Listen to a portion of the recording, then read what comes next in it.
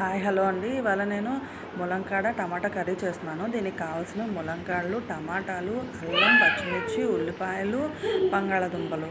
దీనికోసం మనం stove on చేసుకొని దాని మీద మూకుడు పెట్టుకొని దానిలో కొంచెం ఆయిల్ వేసుకోవాలండి. ఆయిల్ బాగా వేడెక్కిన తర్వాత మనం వేయాల్సినవన్నీ ఒక్కొక్కటిగా వేసుకోవచ్చు. ఫస్ట్ పచ్చిమిర్చి ఇంకా అల్లం వేసుకోవాలండి. అవి బాగా వేగాలండి. పచ్చిమిరపకాయలు లేదంటే కొంచెం పచ్చివాసన వస్తూ ఉంటాయి. దానివల్ల కొంచెం బాగా వేయించుకోవాలి. చూడండి, ఇప్పుడు బాగా వేయించుకుంటున్నాను.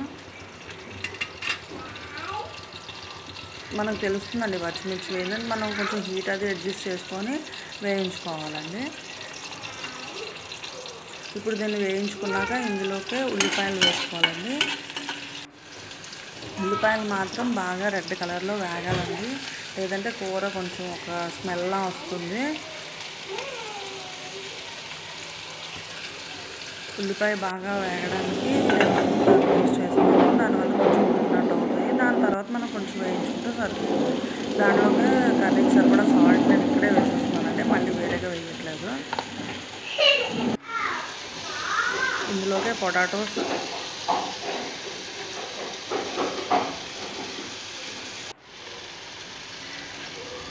వేసుకొని అది కూడా బాగా ఎర్రగా కలర్ మారేదాకా వేయించుకోవాలి. ఇది కొంచెం మీడియం హీట్లో పెట్టుకొని చేసుకోవాలండి. దీని తర్వాత మన ములంకాడలు ఇంకా టమాటాలు కూడా వేసేసుకోవచ్చు. నేను రెండు ఒకసారి వేసేస్తున్నాను. ఈ కర్రీ రైస్లోకి బాగుంటుందండి.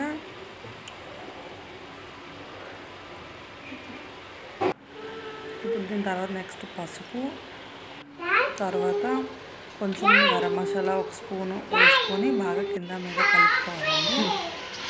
కొంచెం వాటర్, మరి గ్రేవీలో రావాలి కదండి, ముక్క కూడా ఉడకాలి కాబట్టి మీరు తినే విధానాన్ని బట్టి మీరు వాటర్ వేసుకోవచ్చు. వాటర్ వేసుకొని ఒకసారి కలుపుకోవాలి.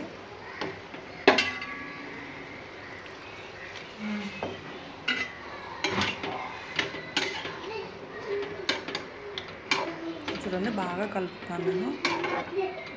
ముక్కలు బాగా ఉడకాలి కదండి, లేదంటే తినలేము. ఒక ప్లేట్ కానీ ఒక క్యాప్ కానీ ఏదైనా పెట్టేసి క్లోజ్ చేసేస్తే చక్కగా ఉడికిపోతుందండి. ఒక 5-10 మినిట్స్లో ఫాస్ట్గానే ఉడికిపోతాయండి ములంకాడలు. రెడీ అయిపోయింది కర్రీ. రైస్లో బాగుంటుందండి కర్రీ. ట్రై చేసి నాకు కామెంట్ చేయండి ఎలా ఉందో. మీ సజెషన్స్ ఏమన్నా ఉన్నా సరే నాకు కంపల్సరీగా చెప్పండి.